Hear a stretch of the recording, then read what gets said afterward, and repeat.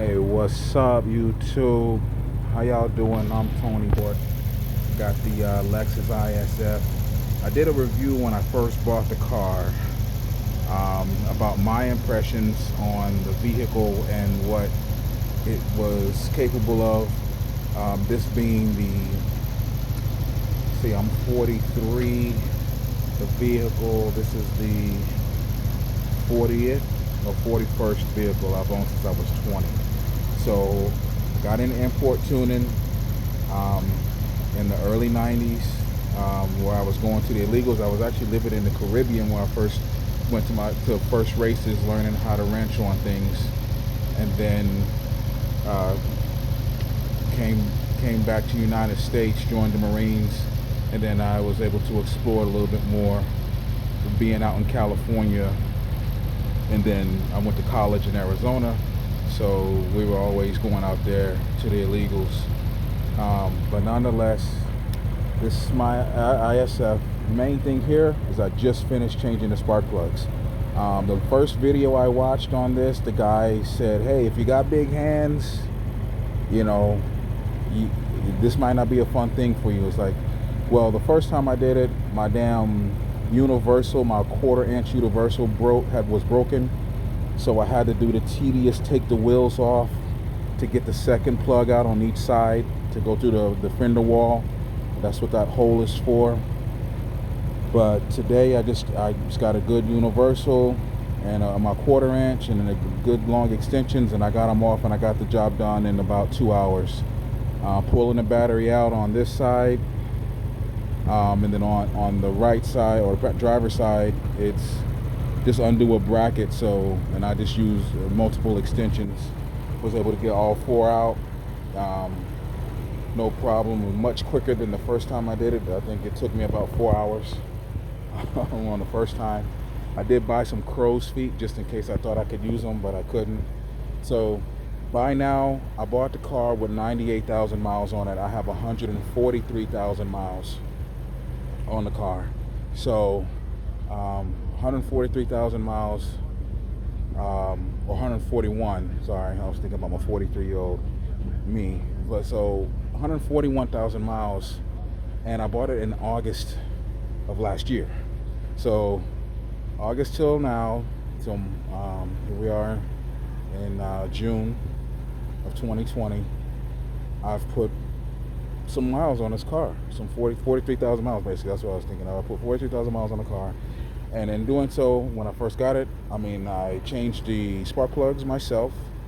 I also changed the coil packs the first time too, so I got the NGK spark plug, coilovers and plugs. I have now done the brakes for the first time. I did those in February of this year. Those are 20s on the front, 20s on front and rear. On the front are 245s. On the back are 275s, 30s, all the way around. 245, 30, 20s, and 275, 30, 20. I did have to fender roll. The fronts were already fender rolled, so I did the back, and then I bought this little lip here to put on there.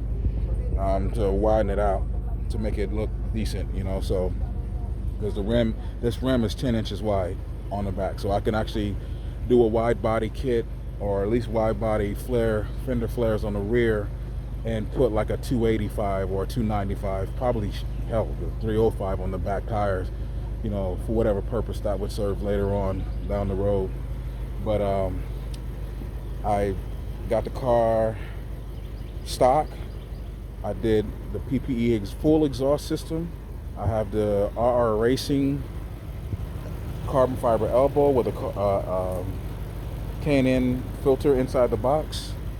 I have been running an engine, hot air intake. You know, it's not really blocking a lot of the hot air, but the thing is, I watched it. The throttle response was slightly different, obviously. Gas mileage with these two systems, between the stock one and the engine, I figured out how to drive the car not in sport mode to keep my gas mileage high when I run errands, or like I run this car in my business. So I go to people's homes, That way I'm saving on the gas. So I just drive it in regular mode. If I'm really feeling about it, I'll put it in manual mode and shift it. But if somebody on the highway, as I've done some roll and goes, I've already taken down, I've gotten a 5th gen Camaro SS. I took him down when it was near stock, and then since I've had this done, I've ran with a 2018 Mustang GT and got him on the highway, and I ran against a 2018 or 2019 Camaro SS and got him. I'm guessing they both were stock, but that's what it was. So I did buy the aftermarket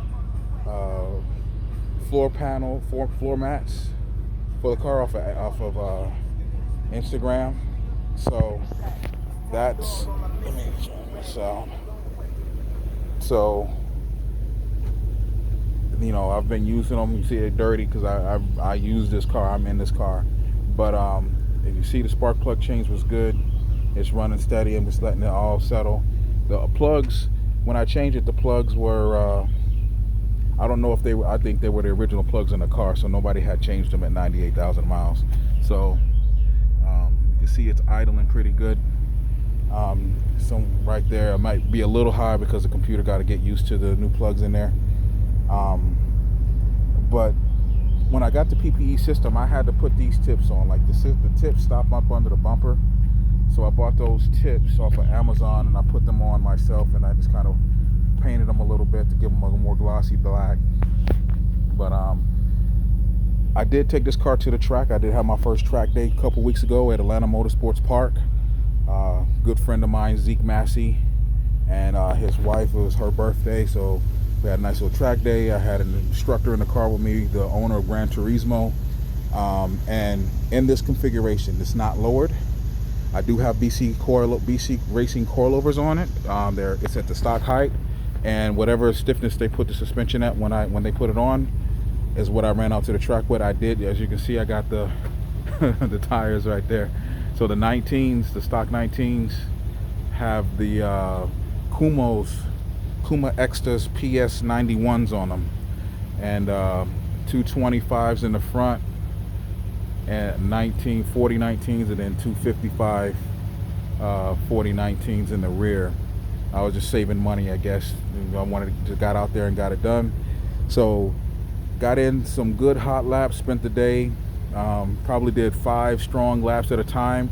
I have changed to the RR Racing, the racing radiator with the transmission cooler. I have the RR Racing oil catch can.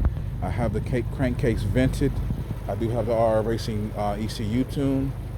So the car moves. A Hellcat. We're on a kind of a surface road. He punched it, he lost traction, and once he even grabbed it, I put my nose in his ass and I kept it there, so we slowed down. So you have to know to drive this car. You have to know where it's at in the RPM band to really drive it. This isn't a car that you can punch and if you're not in sport mode, get it to go. It has I said to a guy at the track, like, something unique about this car is, one, the sound and this 2-stage intake. So like if you look down in here, when I hit, right now the valve is closed. When you push to get the throttle going, the vacuum opens this secondary air. So you got air coming in already, you got the secondary one coming in. So all the ISF owners know this. With the stock box, it sounds throaty like it is a Can-Am filter on there. So, and that second stage opens up and it can move. So like, that's why most of us tend to keep the stock box on, just with the carbon fiber elbow and vented crankcase. So I got to put the cover back on. It's sitting right there. So yeah, I got a Hayabusa sitting in the garage. So I mean, I got that. I had where's my son? He's gone. He's 19 now. When he was 16, he bought that Mustang GT. That was his first car. Then I gave him my 2017 Camaro Turbo for him to go to college, and that's why when I bought this. So I had the Hayabusa to scratch the itch. Like, no car's fast enough. Oh, let me back up. There is a car fast enough. It's a McLaren. I ran the Busa against a McLaren 720S last Sunday, and he kept his nose right next to me. Like, that was straight up, no joke. This man put that car right next to me, and I'm like, I mean, I watched the video of the H2 running with the McLaren, and he's like, I think out of that, the McLaren won a few races on that run. And the guy was saying, hey, even all guys on boosters, you don't think you're going to beat a McLaren. I'm like, yeah, you're right. So put it to the test, and right there, that damn McLaren stayed right next to me. And I got, ECU tune on the booster. I got spark upgrade, down 1 in the front, up 3 in the rear on the chain and the sprockets. 530 chain with billet stacks, 60 millimeter billet stacks in there, racing that gain filter. So in that form, that damn McLaren stayed right next to me. So that made me start shopping the 1507 cc kit, piston kit. So I would go to 1500 cc or 1600 cc and rebuild my motor. It's like, no, I'm not gonna have any car on 4 wheels keep up with the Busa. So but yeah, that's real. This car has been great. Other than oil change, spark plugs, brakes, there's money in the car. So the exhaust system, $2,000 for the headers, $1,000 to install them.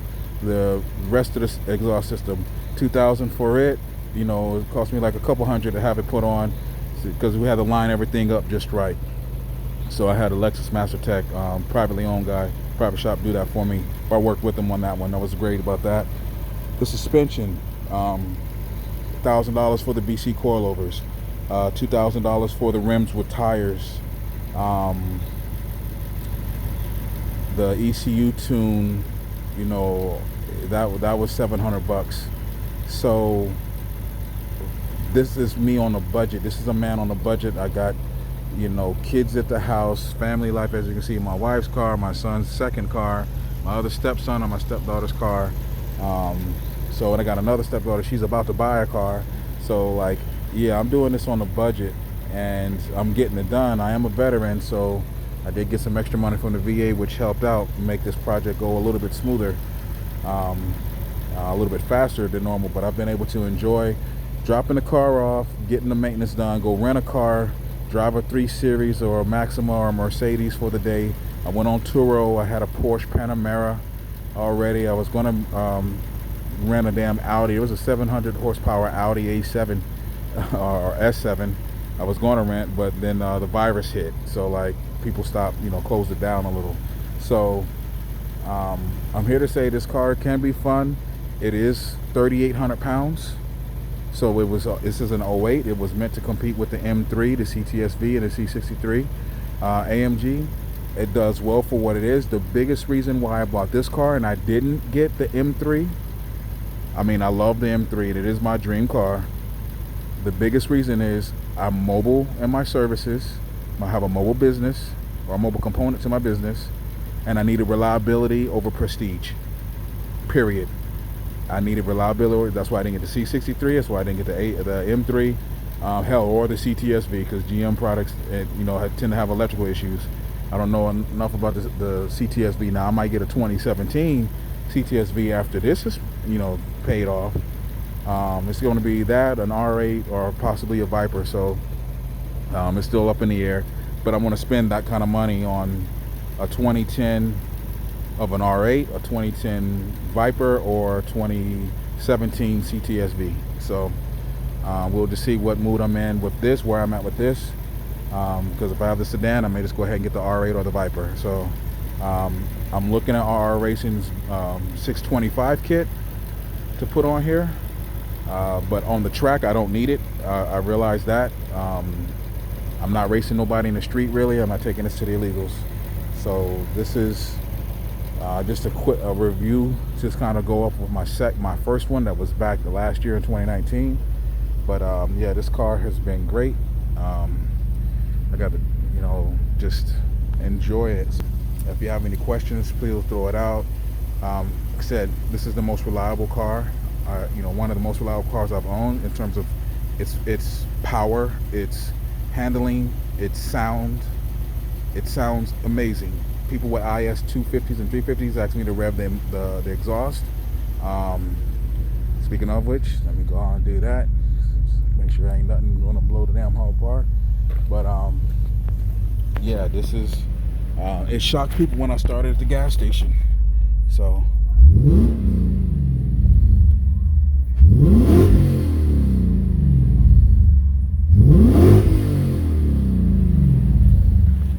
we go.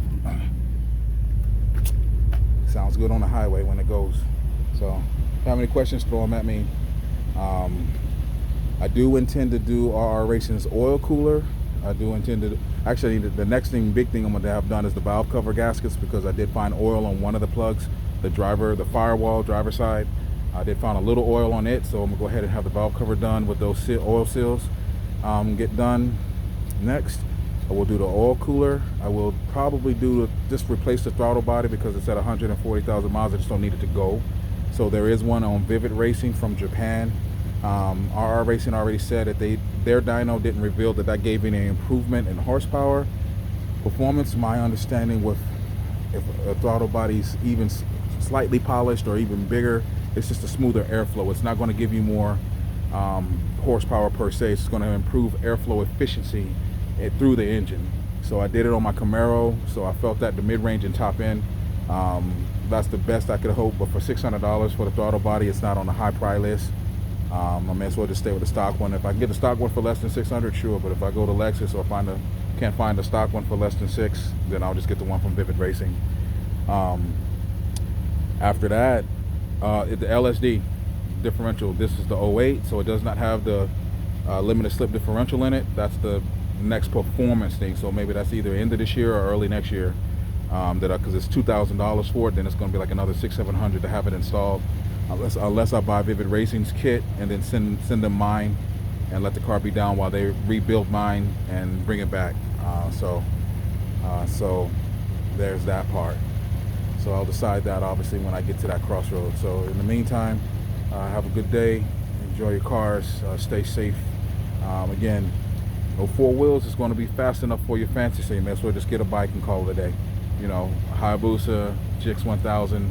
You know, or R1, MV Agusta, Duck 999, or a Pangali 1299. Just get you a bike, and that'll scratch your itch more than any damn thing else, I promise.